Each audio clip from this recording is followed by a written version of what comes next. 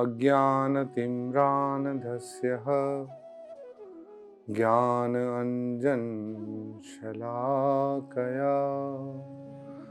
चक्षुरुन्मिलितं येन तस्मै श्रीगुरवे नमः।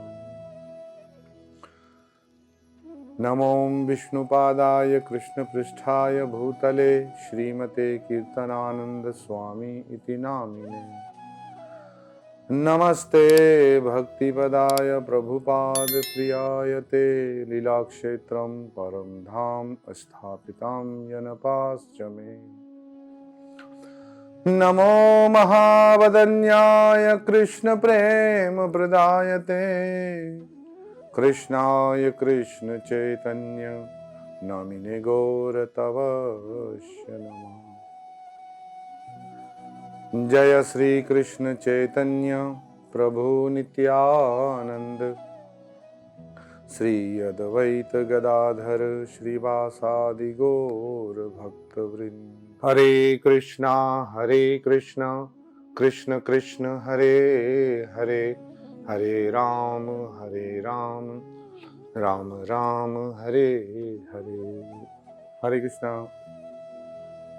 सभी भक्तजन महात्मा जन जो भी सनातन प्रेमी हैं, आप सबको नृसिंह चतुर्दशी की बधाई हो। जैसा कि आप जानते हैं, आने वाली अभी 15 मई को श्री नृसिंह चतुर्दशी है और नृसिंह चतुर्दशी का व्रत बहुत सारे भक्त सुबह रख के शाम को खोल लेते हैं और बहुत सारे जो भक्त हैं वो एकादशी के व्रत की तरह रख के दूसरे दिन जो है कि सुबह में खोलते हैं व्रत को।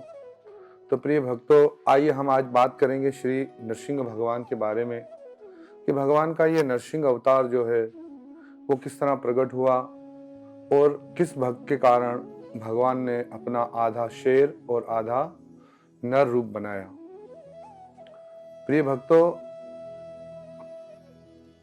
सृष्टि के आरंभ में दैत्य प्रकट हुए दो, जिनका नाम था हरणाकश और हरणाकशिपु।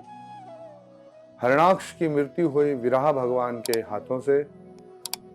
जब हरणाक्ष की मृत्यु के बाद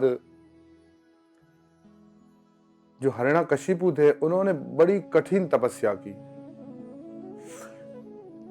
जब हरणाकशिपु तपस्या के लिए चला गया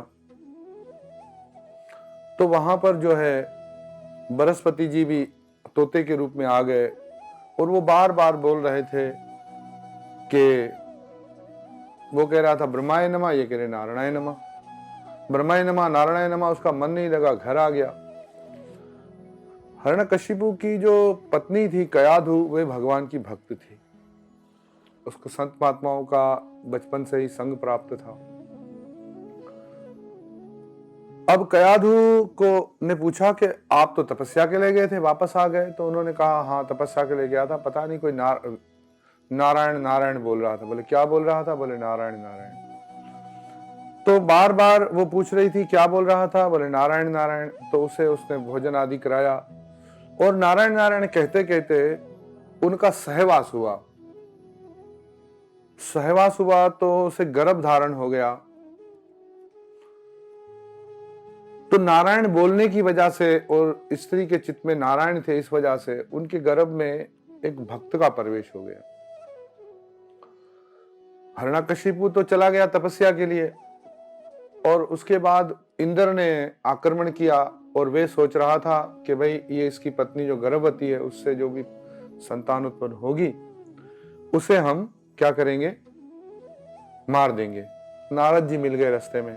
नारद जी को पता था कि इसके गर्भ से एक भगवान का भक्त पैदा होने वाला है। नारद जी ने उन्हें समझाया कि इंद्र, तुम जिसे मारना चाहते हो वही तुम सबकी रक्षा करेगा, क्योंकि उसी के कारण हरणाकशिपु के लिए भगवान प्रकट होंगे। क्योंकि देवऋषि नारद भी त्रिकालदर्शी थे। भगवान के भक्त जो होते हैं वो बहुत सारी बातें समय से पहले जान जाते हैं। तो प्रिय भक्तों,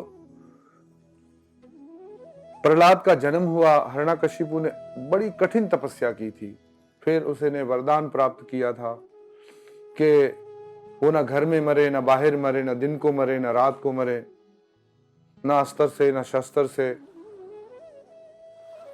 ऐसे बहुत सारे वरदान उसने, न देव से, न दानव से, न मनुष्य से, न पशु से, ऐसा वरदान उसने प्राप्त कर लिया कि उसे लगा कि अब मैं अमर हो गया हूं, अब मेरी कोई भी मतलब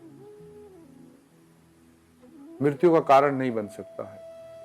उसकी पत्नी को यह भक्त का जन्म हुआ, बच्चा बड़ा हुआ, गुरु के पास भेजा।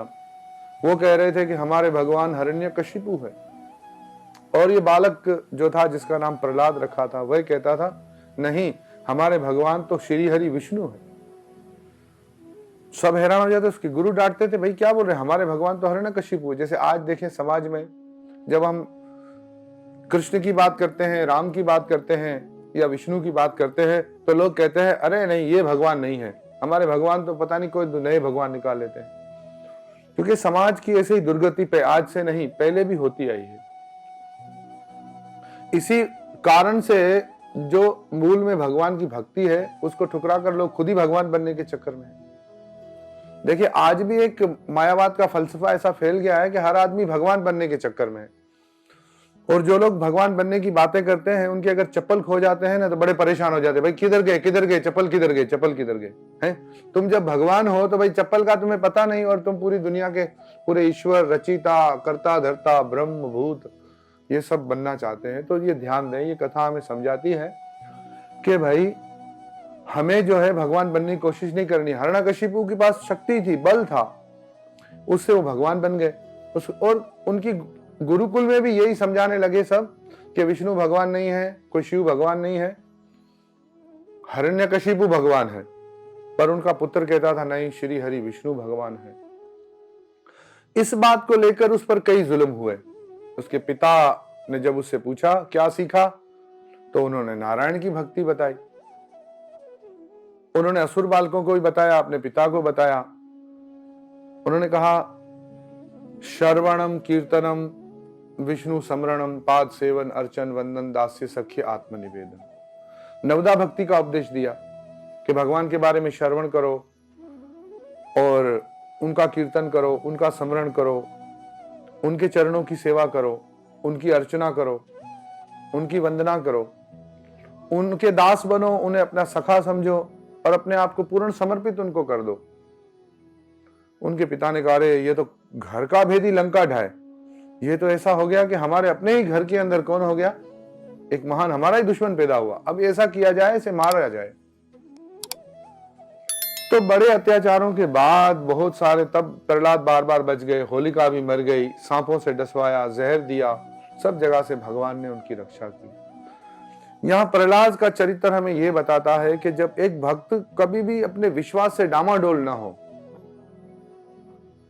जब एक भक्त अपने विश्वास से डामाडोल होता है ना, तो फिर भगवान और भी कहते हैं जब इसका विश्वास आ जाएगा तब मैं इसके पास जाऊंगा। एक छोटी सी मैं कथा आप लोगों को सुनाऊं कि एक ब्राह्मण जो था वो नदी में नहाने गया, वहां एक धोबी भी था। ब्राह्मण नहा के निकला, धोबी ने उसके ऊपर थूक दिया, वो फिर नहाने गया, फिर थूक दिया, फिर नहाने गया, फिर थूका, फिर नहाने गया। ऐसे कई बार हुआ। माता लक्ष्मी ने भगवान श्री हरि विष्णु से कहा प्रभु आपका भक्त है, उसकी रक्षा तो करें, कृपया करके उसकी रक्षा करें भैया हैं। तो भगवान विष्णु ने गुरुड़ जी का आवाहन किया, सुदर्शन चक्र को आवाहन किया और उसकी रक्षा करने के लिए निकले। तो उतनी देर में कि भगवान पहुंचते, उस ब्राह्मण को भी बड़ा क्रोध आ गया। उसने अपना लोटा उठाया और उसने भी धोबी को 3-4 लोटे लगा दिए और थूक दिया उसके ऊपर। तुम ही थूक सकते, मैं भी थूक। तो भगवान विष्णु वापस आ गए रास्ते से ही। माता लक्ष्मी पूछती है प्रभु गए नहीं अपने भक्त की रक्षा करने के लिए? बोले दोनों धोबी थे, हैं? दोनों ही धोबी थे भाई।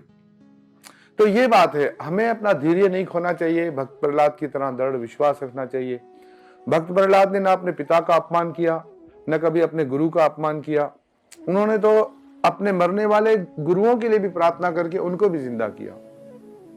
ये कथा आप सबने बार बार सुनी भी होगी। पर एक दिन हिरण्यकशिपु कहता है कहां है तुम्हारा भगवान, कहां है तुम्हारा विष्णु? एक जलता हुआ खंबा उन्होंने लाकर लोहे का खड़ा किया। इस खंबे में है क्या तुम्हारा भगवान? बोले इस खंबे में मेरा भगवान है, मैं अभी इसको नाश कर देता हूं। तो उस खंबे को जब वो नाश करने के लिए वहां पर दौड़ा, आक्रमण जब उसने किया, उस खंबे को फाड़कर नरसिम्हा भगवान प्रकट हुए। और नरसिम्हा भगवान ने पहले तो बहुत समय तक उनके साथ युद्ध उनका चलता रहा, खूब युद्ध चला, खूब युद्ध चला, बहुत बहुत देवता परेशान। कभी कभी वो हर राक्षस बहुत शक्तिशाली था, वो जोहर हो जाता था। जब वो भगवान पर आक्रमण करता था, नरसिम्हा देव पर, तो सारे देवता घबरा जाते थे। फिर आखिरी में भगवान ने उसको खेल खेल में खूब खिलाया खिलाया, फिर उसे पकड़ा। संध्या का समय जब हुआ तो उसके द्वार के बीच में आकर बैठ गए और उसको अपनी जंघाओं पर लिटाया और उससे प्रश्न किया, क्योंकि भगवान अपने भक्त का कभी भी क्या नहीं करते हैं, वचन तोड़ते नहीं हैं। तो ब्रह्मा ने जो वरदान उनको दिया था, उसका मान रखते हुए भगवान ने उस हिरण्यकशिपु का वध किया। और भगवान ने पहले उससे पूछा, क्या अभी तुम घर में हो?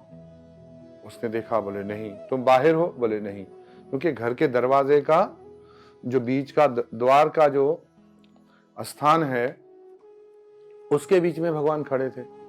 तुम धरती पर हो? उसने देखा, नहीं। आकाश में हो? नहीं, क्योंकि भगवान की जंघाओं पे थे। अब मेरे कोई अस्त्र शस्त्र है? बोले नहीं। अब दिन है? बोले नहीं। रात है, क्योंकि संध्या का समय था।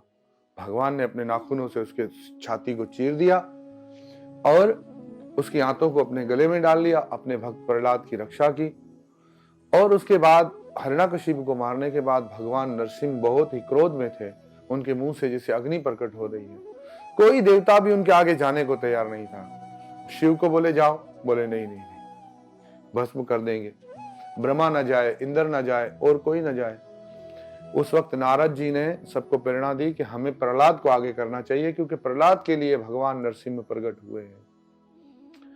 तो प्यारे भक्तों, प्रहलाद के लिए भगवान नरसिंह वाकई प्रकट हुए थे। प्रहलाद को देखकर भगवान नरसिंह का पूरा क्रोध शांत हो गया। प्रहलाद ने उनकी स्तुति की, भगवान ने उन्हें गोद में उठाया, उन्हें अपनी जुबान से उनको चाटा और प्रहलाद से कहा कि मांगो तुम्हें क्या चाहिए। प्रहलाद ने यही कहा कि हे प्रभु, मेरे मन में कोई भी इच्छा हो उसे आप नाश कर दीजिए। मैं आपका निष्काम भक्त बनना चाहता हूँ, पर मेरी छोटी सी इच्छा है कि मेरे पिता पर कृपा करें। मेरे पिता की आत्मा को आप जो है गति प्रदान करें। और यहाँ पर हम ये भी देखते हैं कि भगवान का जो भक्त होता है, उसका एक कर्तव्य है कि वो अपने पूर्वजों की आत्मा के कल्याण के लिए कर्म करे। किसी के कुल में कोई भी